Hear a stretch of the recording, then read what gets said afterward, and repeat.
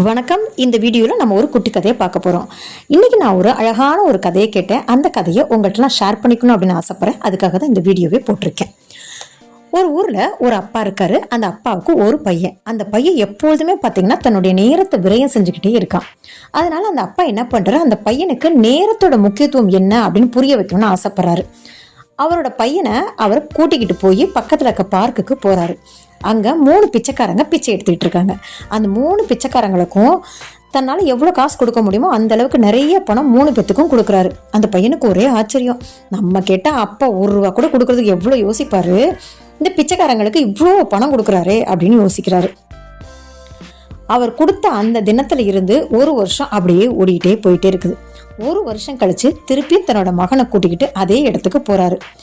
அங்க போனா அந்த 3 பிச்சைக்காரங்களும் எங்க அப்படின்னு தேடுறாரு. அதுல ஒருத்தர் மட்டும் அவர் பணம் கொடுக்குறப்ப எந்த இடத்துல உட்காந்துருந்தாரோ அதே இடத்துல உட்காந்து பிச்சை எடுத்துட்டு இருந்தாரு. இந்த அப்பா அவர்கிட்ட போறாரு. போன வருஷம் இதே தேதியில உன்கிட்ட பணம் கொடுத்தேன், நீ அதை வாங்கிக்கிட்ட, இன்னைக்கு அதே இடத்துல உட்காந்து பிச்சை எடுத்துட்டு இருக்கியே, ஏன்பா அப்படின்னு கேட்குறாரு. நீங்கள் என்கிட்ட பணத்தை கொடுத்தீங்க, அந்த பணத்தை எனக்கு என்ன செய்கிறதுனே தெரியல. கொஞ்ச நாள் நான் பிச்சை எடுக்காமல் அந்த பணத்தை வச்சு நல்லா ஜாலியாக சந்தோஷமாக எனக்கு வேணுன்றதெல்லாம் வாங்கி சாப்பிட்டு இருந்தேன். 2 மாதத்தில் நீங்கள் கொடுத்த பணம் எல்லாமே தீர்ந்து போச்சு. அதுக்கப்புறம் என்ன செய்யறதுன்னு தெரியல, இதே இடத்துக்கு வந்து பிச்சை எடுக்க ஆரம்பிச்சிட்டேன் அப்படின்னு சொல்கிறாரு. சரி, மீதி 2 பேர் எங்கப்பா அப்படின்னு கேட்குறாரு. அதில் ஒருத்தர் என்ன ஆயிட்டா அப்படின்னு பார்த்தீங்கன்னா, இப்படி நேராக போனீங்கன்னா அங்கே ஒரு சூதாட்ட கிளப் இருக்கும். அங்கே நீங்கள் கொடுத்த காசை வச்சு சூதாடி தன்னுடைய எல்லா பணத்தையும் வீணாக்கிட்டான். அந்த சூதாட்டத்துக்கு அடிமையாகி டெய்லி காலையில் வருவாங்கயா, இங்கே நல்லா பிச்சை எடுப்பான். அந்த காசை எடுத்துகிட்டு போய் அந்த சூதாட்ட கிளப்பில் போட்டுருவான். இதே தான் அவனுடைய வழக்கமாக போச்சு. நானாவது இதே இடத்துல பிச்சை எடுத்துகிட்டு இருக்கேன், அவன் நிலைமை இன்னும் மோசமாக போய் சூதாட்டத்துக்கு அடிமையாயிட்டான். நீங்கள் அவனுக்கு காசை கொடுக்காமலே இருந்திருக்கலாம் அப்படின்னு சொல்கிறான். அப்போ இந்த 3வது பேர் என்னப்பா ஆயிட்டாரு அப்படின்னு கேட்குறாரு. அங்கே பாருங்க, ஒரு ஐஸ்கிரீம் பார் தெரியுது இல்லைங்களா, அந்த ஐஸ்கிரீம் பாரோட ஓனரே அந்த 3வது நபர் தாங்க அப்படின்னு சொல்கிறாரு. இந்த பையனும் அந்த அப்பாவும் நேராக அந்த ஐஸ்கிரீம் பாருக்கு போகிறாரு.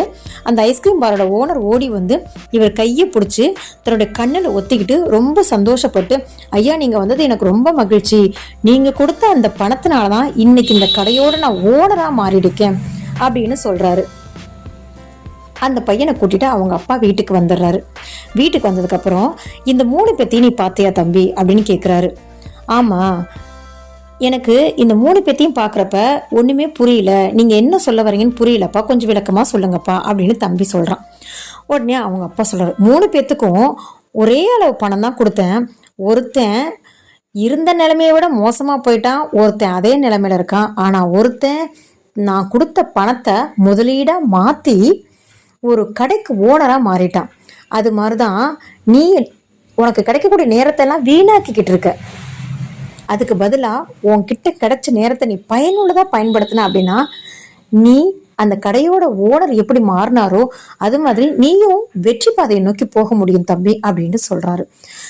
இதில் இருந்து அந்த தம்பியும் வந்து புரிஞ்சுக்கிறான், நம்ம வந்து நேரத்தை வந்து வீணாக்கக்கூடாது, பணத்தை எப்படி நம்ம வீணாக்கக்கூடாதோ அதே மாதிரி நேரத்தையும் வீணாக்கக்கூடாது அப்படின்னு புரிஞ்சுக்கிறான். இந்த கதையிலேருந்து நம்ம என்ன புரிஞ்சுக்கிறோம்? நிச்சயமாக பணம், நேரம் எதையுமே வீணாக்கக்கூடாது. சோம்பேறித்தனம் மட்டும் நம்ம வாழ்க்கையில் எப்போதுமே இருக்கவே கூடாது.